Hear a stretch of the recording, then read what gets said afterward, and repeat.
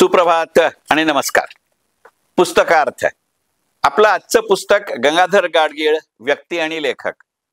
मी 1988 साली मुंबई शेअर बाजारात नोकरीला लागलो तेव्हा माझ्या लक्षात आलेली एक गोष्ट अशी की मुंबई शेअर बाजारात त्यावेळच्या दलालांच्या सगळ्यांच्या ऑफिसमध्ये त्यांचे कॅशची व्यवहार सांभाळणारी सगळी माणसं ही मराठी माणसं असतात. आणि त्याबाबत नंतर कधीतरी त्याचं कारण सांगताना एक गुजराती स्टॉक ब्रोकर शेअर दलाल मला असं म्हणला की तुम्ही मराठी माणसं चोख आणि रोख असता. तुम्ही गडबड करून फार फार तर काय कराल, ऑफिसच्या कामाला बसने जाल आणि टॅक्सीचे पैसे घ्याल आणि त्याकरता मी काही बोलायच्या आधीच तुमचं मन तुम्हाला खातं. असंच थोडंसं काहीतरी. म्हणजे आपण सर्वसामान्य मराठी वाचक माणसं स्वतःचं वर्णन पापभिरू असं करण्यात धन्यता मानतो. पापभिरू म्हणजे काय? पाप करण्याची इच्छा आहे, पाप करण्याची संधी आहे, पण हिंमत नाही, अशी व्यक्ती आणि वृत्ती म्हणजे पापभिरू. अशा पापभिरू मराठी माणसाचा साळसूतपणा म्हणजे गंगाधर गाडगीळ यांच्या लेखनाचा नायक. हा केंद्रबिंदू धरून लेखन करणाऱ्या गंगाधर गाडगीळ यांचं सध्या जन्मशताब्दीचं वर्ष सुरू आहे. त्या निमित्तानं ग्रंथाली प्रकाशनानं एक पुस्तिका गंगाधर गाडगीळ, व्यक्ती आणि लेखक या नावानं प्रकाशित केली आहे. 60 पानी या पुस्तिकेची 100 रुपये देणगी मूल्य असणाऱ्याची पहिली आवृत्ती 1 मार्च 2025 रोजी प्रसिद्ध झाली. रामदास भटकळ, सुधान जोशी, सुरेखा सबनीस या तिघांनी गंगाधर गाडगीळ यांच्या बाबत लिहिलेले लेख, गंगाधर गाडगीळ यांच्या स्वतःच्या लेखनातला काही भाग आणि त्यांची एक नाटिका यांचा समावेश या पुस्तिकेत आहे.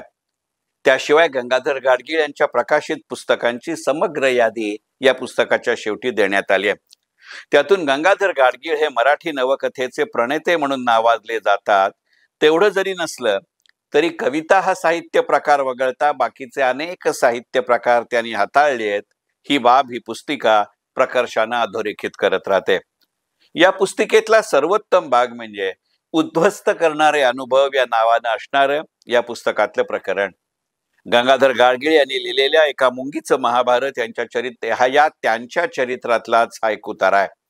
एकंदरीतच गंगाधर गाडगीळ यांनी लिहिलेल्या अनेक साहित्य कृती आणि हे चरित्र यांची एक वेगळीच संगती असावी असं वाचकाला वाटायला लावणारं असं हे प्रकरण आहे, हे निश्चित.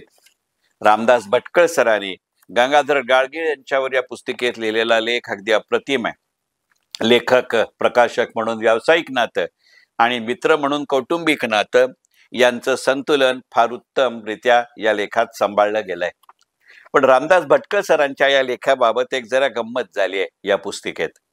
ती म्हणजे रामदास भटकळ सरांनी त्यांच्या या लेखात गंगाधर गाडगीळ यांच्या लिलीचं फूल आणि दुर्दम्य या 2 कादंबऱ्यांचा त्या गंगाधर गाडगीळ यांनी लिहिलेल्या कादंबऱ्या म्हणून उल्लेख केलाय. या पुस्तिकेच्या शेवटी गंगाधर गाडगीळ यांचं समग्र प्रकाशित साहित्य याची यादी प्रकाशित करण्यात आली आहे. त्यातही या 2 पुस्तकांचा कादंबरी विभागात समावेश आहे. या 2 पुस्तकांव्यतिरिक्त म्हणजे लिलीचं फूल आणि दुर्दम्य या 2 कादंबऱ्यांव्यतिरिक्त रामदास भटकळ सरांनी त्यांच्या लेखामध्ये प्रारंभ, भरारी, गंधर्वयुग, दादाभाई नवरोजी याही कादंबऱ्या गंगाधर गाडगीळ यांनी लिहिल्या असं म्हटलंय. पण यांचा उल्लेख त्या पुस्तिकेच्या शेवटी दिलेल्या समग्र साहित्य यादीत नाही. त्या उलट या यादीत संघर्षचा उल्लेख आहे, ज्याचा उल्लेख रामदास भटकळ सरांनी त्यांच्या लेखात केलेला नाही. कदाचित संघर्ष ही कादंबरी गाडगिळांनी अनुवाद केलेली कादंबरी असल्याने भटकळ सरांनी त्याच्या लेखामध्ये याचा समावेश केला नसावा.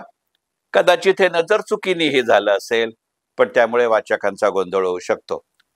गंगाधर गाडगिळांचं कथा साहित्य हा सुधा जोशी यांचा लेख गंगाधर गाडगीळ यांच्या प्रदीर्घ कथा लेखन कारकिर्दीचा समग्र आणि संपूर्ण आढावा आहे.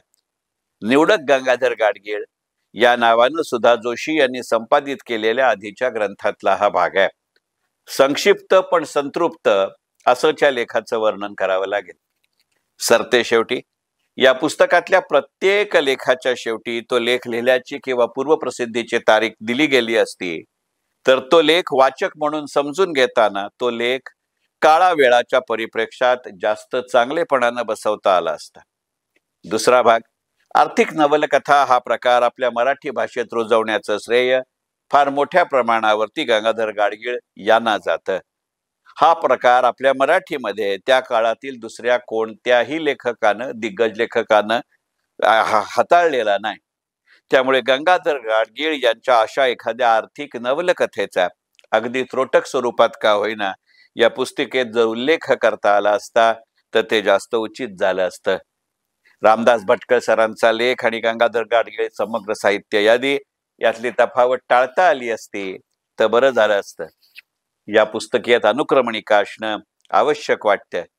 आणि या पुस्तिकेच्या शेवटी गंगाधर गाडगीळ यांच्या आजपर्यंत प्रकाशित झालेल्या सर्व प्रकार पुस्तकांची यादी देताना ही पुस्तकं खरेदीसाठी आता कुठे उपलब्ध होऊ शकतील हेही सांगितलं गेलं असतं तर जास्त बरं झालं असतं असं वाटतं.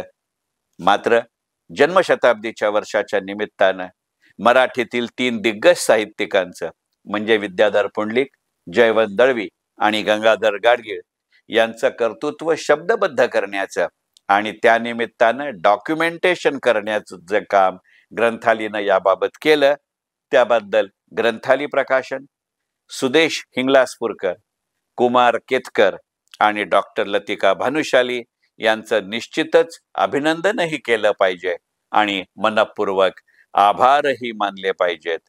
गंगाधर गाडगीळ व्यक्ती आणि लेखक, ग्रंथाली प्रकाशन, पुस्तकार्थ. मनपूर्वक धन्यवाद.